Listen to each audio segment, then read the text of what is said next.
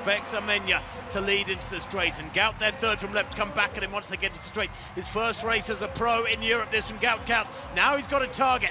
Menya moving away from him, Morizzi in the headband. A battle between these two, and Gout working so hard to get to him, and he gets there. Gout takes it by a metre and moving away, 20.04. He's just 17, but in his very first senior race in Europe, Gout Gout made history. He broke Australia's 200-meter record with an incredible time of 20.02 seconds. So, who is this young sprinter? What exactly did he achieve, and what happened after that remarkable run? Born on December 29, 2007, in Ipswich, Queensland, Gout Gout is a junior sprinter whose journey carries the weight of his family's story. His surname comes from his South Sudanese roots. His parents fled their country through Egypt before finally settling in Australia. At first, he was just another school-level athlete, but everything changed when, at only 14, he set the Australian under-16 record in the 100 meters with a blistering 10.57-second run. He didn't stop there. In April 2023, he smashed the Australian U18 200-meter record with a time of 20.87 seconds in Brisbane, a performance that grabbed national attention. Just a few months later, in August, he won silver in the 200 meters at the World U20 Championships in Lima with a 20.60-second run. That medal wasn't just another result, it was proof that Gout Gout was no longer just a promising junior. He was becoming a name to watch on the world stage. Then came December 2024, when Gout tore through junior records yet again. He ran a wind-aided 10.04 seconds in the 100-meter heats and followed it up with 10.17 seconds in the final. The next day, he clocked 20.04 seconds in the 200 meters, breaking Peter Norman's national record that had stood since 1968. His dominance on home soil was now undeniable, and he wasn't done.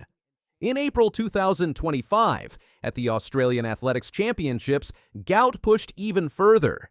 He ran a wind-aided 9.99 seconds in the 100 meters and an impressive 19.84 seconds in the 200 meters. While those times didn't count as official records due to the wind, they cemented his place on Australia's senior international team, setting him up for even bigger stages ahead, breaking the 200-meter record again in Europe. Finally, on June 24, 2025, Gout made his senior international debut at the prestigious Golden Spike meet in Ostrava, Czech Republic. He lined up for the 200 meters, and what he did next was unforgettable. Running with a clean legal wind, he crossed the line in 20.02 seconds, winning by 0.17 seconds ahead of Cuba's Rainier Mina and Britain's Nathaniel Mitchell-Blake. But this wasn't just any win. That run broke Australia's national record, set a new Oceanian record, and placed him joint 6th on the all-time U20 global list. It became his personal best and his first major senior victory, a clear message to the world that Gout Gout had truly arrived. From the moment he stepped into the Miestski Stadion that evening, there was something different about him. During warm-ups, he looked sharp and calm. His shoulders were relaxed, his strides loose yet deliberate. He didn't look like a teenager about to run his first senior race in Europe. He looked like he belonged there. In lane 6, Gout exploded out of the blocks with a strong start. Through the first 100 meters, he stayed level with the field, but it was after the curve that he stunned everyone watching. Instead of just holding his position, he accelerated. He gained ground on Mina through the bend and charged into the home straight with such control that his form never wavered. Not even in the final 30 meters when most sprinters start to tighten up. The moment he crossed the line, the clock flashed 20:02. The crowd erupted, cheers, gasps, a standing ovation from the backstretch grandstand. Gout raised his arms quietly in celebration, his face calm but full of quiet satisfaction. He had just broken his own national record, doing it on foreign soil against experienced competitors in his first true senior test. The global reaction came fast. AP called it a dream debut, highlighting his youth and composure. Reuters described it as a textbook race, praising not just his time, but the professionalism behind it. Back in Australia, headlines lit up. A 17-year-old had just taken down seasoned sprinters and made it look effortless. But for Gout, it wasn't just about another fast time. This was proof that everything leading up to it, the junior records, the wind-aided performances, all the expectations, wasn't just hype. It was real. That night in Ostrava, he didn't just run a race. He announced to the world exactly who he is. What makes him special?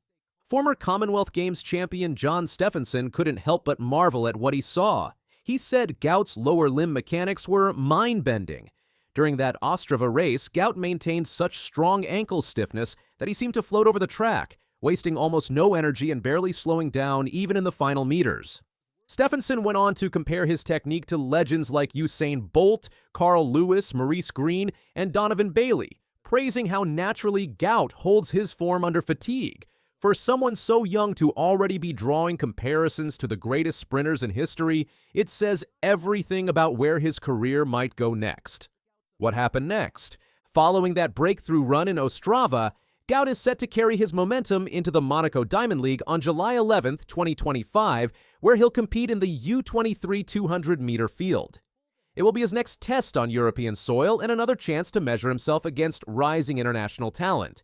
But all eyes are already on what comes after. Gout has officially qualified for his first Senior Global Championship, the World Athletics Championships in Tokyo, scheduled for September 13th to 21st, 2025. It will mark his debut at the sport's most prestigious level outside the Olympic Games, and a crucial proving ground before stepping onto even larger stages. Gout himself appears unfazed. Speaking to Reuters after his Ostrava win, he showed the same calm confidence that now defines his racing style. "I don't feel any pressure. As soon as I step out on that track, it's just me by myself, and what I've got to do, my favorite thing, and that's to run." Looking further ahead, there's the 2028 Olympic Games in Los Angeles. Gout will be just 20 years old, prime age for a breakout. He has already spent time training alongside Olympic champion Noah Lyles in Florida, gaining exposure to the standards required to compete at that level. For now, though, the focus is firmly on his next milestones. If he can run sub-20 again or advance through the rounds, it would mark a historic achievement for a 17-year-old. But more than medals, the emphasis is on building experience and resilience for the long term. Final thoughts.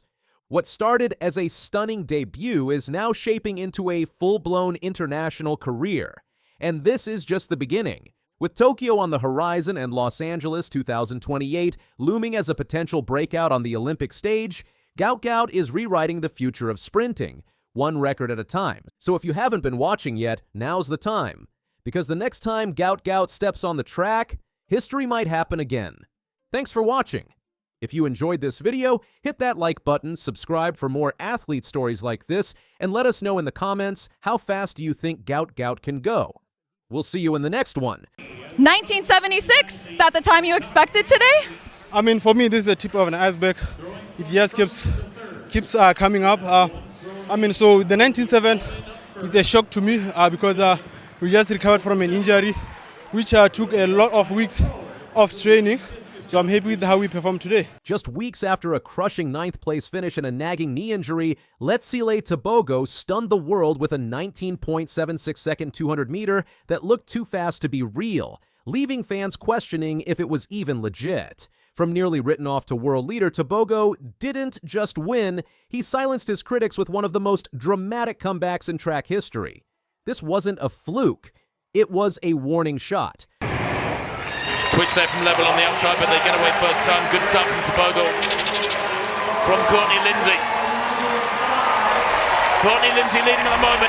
Tebogo trying to come back, and Tebogo so strong through that second half and easing away there, and he takes it there. 1976. That is quick. Just weeks earlier, the track and field world had watched in concern as the 22-year-old Botswana sprinter stumbled through what could only be described as his worst performance of the season. At the Rabat Diamond League, on May 25, 2025, Tebogo finished a disappointing 9th place in the men's 100 meters with a time of 10.43 seconds, visibly easing off in the final stretch. The situation deteriorated further when he was forced to withdraw from the 200 meters entirely, citing injury concerns. Today's performance wasn't what I had hoped for. I'm currently dealing with a recurring injury, which hasn't been easy. Tebogo admitted to fans after the Rabat debacle. The injury centered around his knee, which had been troubling him since early May and had disrupted 2 weeks of crucial training. Coach Kebonyemodisa Mosimanyane confirmed the severity of the situation, stating that he has not been training well for the past 2 weeks due to discomfort in the knee. We felt it was important not to risk further aggravation by racing in Rabat. The struggles weren't limited to Rabat. Earlier in the season, Tebogo had placed 7th with a time of 10.20 seconds at the Diamond League in Xiamen, and managed only 3rd place with 10.03 seconds at the Shanghai Diamond League. Critics began questioning whether the Olympic champion was losing his edge, with prominent track analyst Chris Chavez posting, "I need someone to step in and push him to the finish line or beat him." Courtney Lindsay was close in Doha. Kenny has looked like a man on a mission this season. The 50th edition of the Prefontaine Classic promised to be the perfect stage for redemption, featuring a stacked field in the men's 200 meters. However, a dramatic twist occurred on the eve of the race when Kenny Bednarek, who had been unbeaten in the 200 meters all season, was forced to withdraw due to tightness in his leg. Bednarek's absence shifted the spotlight entirely onto Tebogo, raising the question, would this be his opportunity to reclaim his throne? The field remained formidable even without Bednarek. Joseph Fanbula, Courtney Lindsay, Alexander Ogando, and Trinidad and Tobago's Jareem Richards all posed serious threats. Tebogo entered the race with a season's best of just 20.10 seconds from his victory in Doha back in May 16, a time that seemed pedestrian compared to what was about to unfold. Running out of lane 7, Tebogo demonstrated tactical brilliance from the start. He had a strong opening, quickly making up ground and positioning himself strategically as the field approached the turn. The real magic happened coming out of the bend, where Tebogo found himself with Courtney Lindsay and Alexander Ogando on his shoulder. But then something extraordinary occurred. As the field entered the home straight, Tebogo turned on the afterburners in a display of speed that defied his recent struggles. The African record holder accelerated with such authority that he left the quality field behind, crossing the line in a world-leading 19.76 seconds. The improvement from his season's best was staggering. A massive 0.34 second drop that represented one of the most dramatic single-race improvements in recent memory. Courtney Lindsay, who had been competitive with Tebogo earlier in the season, finished second in 19.87 seconds, while Dominican Republic's Alexander Ogando claimed 3rd place with 19.94 seconds. USA's Robert Gregory was 4th in 20.04 seconds, and Trinidad and Tobago's Jareem Richards, despite his season's best of 19.86, could only manage 5th place in 20.23 seconds. The most memorable moment came in Tebogo's victory celebration. He struck a pose that captured everyone's attention, placing an imaginary crown atop his head. The crowd buzzed with speculation about the meaning behind this gesture. Was it a message to his critics, a symbol of his return to dominance? Tebogo himself played it down with characteristic humor. I mean, there's no meaning behind it, but however people interpret it, they can interpret it. For me, I just found it so funny because it's something that came out from playing Fortnite, because that's what I play most of the time, so it just came out from there. The post-race interview disclosed the depth of Tebogo's own surprise at his performance. He confessed, "For me, this is the tip of an iceberg. The 19.7 is a shock to me because we just recovered from an injury, which took a lot of weeks of training, so I'm happy with how I performed today." The honesty was refreshing. Here was an athlete genuinely amazed by his own capabilities after weeks of doubt and physical limitations. But beyond the personal achievement, Tebogo's performance carried broader significance. As one of only 2 African athletes in the field, alongside Liberia's Joseph Fanbula, he felt the weight of continental representation. "I'm carrying the whole Africa on my back, because if I don't do it, who's going to do it for them?" he explained. "I mean, every athlete would want a medal, but for me, I just don't want to put myself under that pressure. But definitely, I'm going to show up and make sure that nobody feels comfortable when I'm around."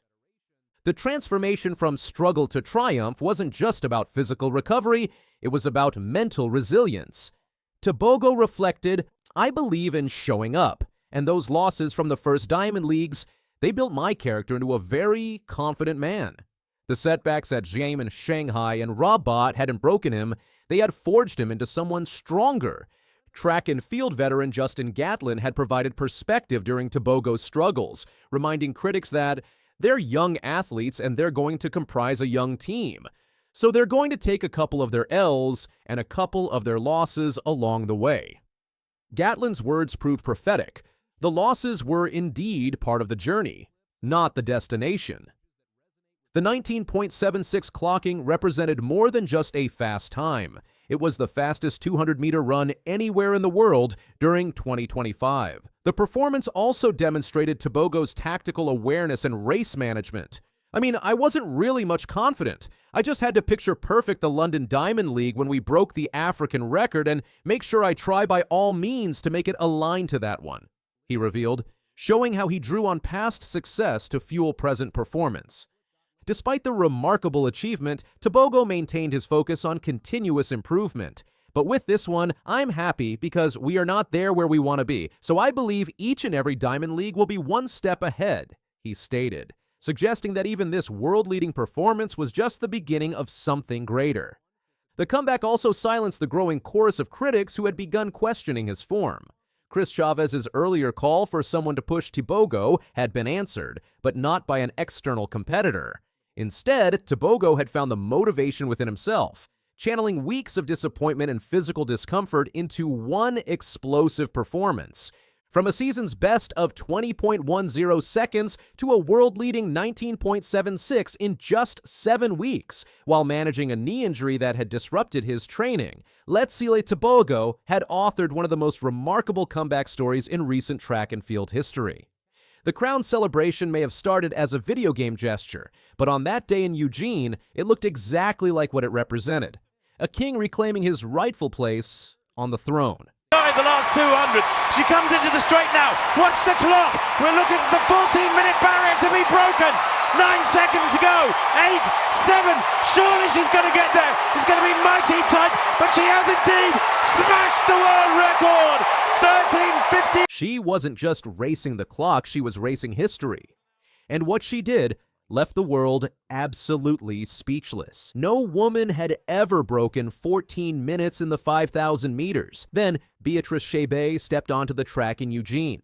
And yet, for Chebet, this moment wasn't born from luck. It was forged through months of discipline, deliberate sacrifice, and an unshakable belief that she was capable of something extraordinary. Her post-race interview revealed everything. "I'm so happy," she said, still catching her breath. "After running in Rome, I told myself I have to prepare for a world record." Today I'm so happy. After running in Rome, I say I have to prepare for a record because in Rome I was just running to win a race. But after running 14:03, I say That Rome race was no ordinary effort. Just weeks earlier, Chebet had clocked 14.3, one of the fastest times in history.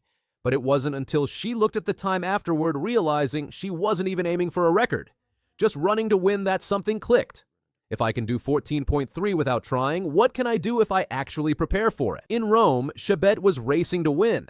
But in Eugene, she was racing history. That change in purpose made all the difference. Segai has ever got under 14:05. She's now joined by Beatrice Chebet.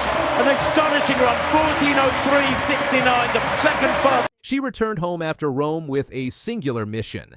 Train for the record, not for a medal, not for points, not even for glory. She wanted to do what no woman had ever done, and she believed Hayward Field, Eugene's historic stadium, was the perfect stage. "This was my 5th time coming here," Chebet explained.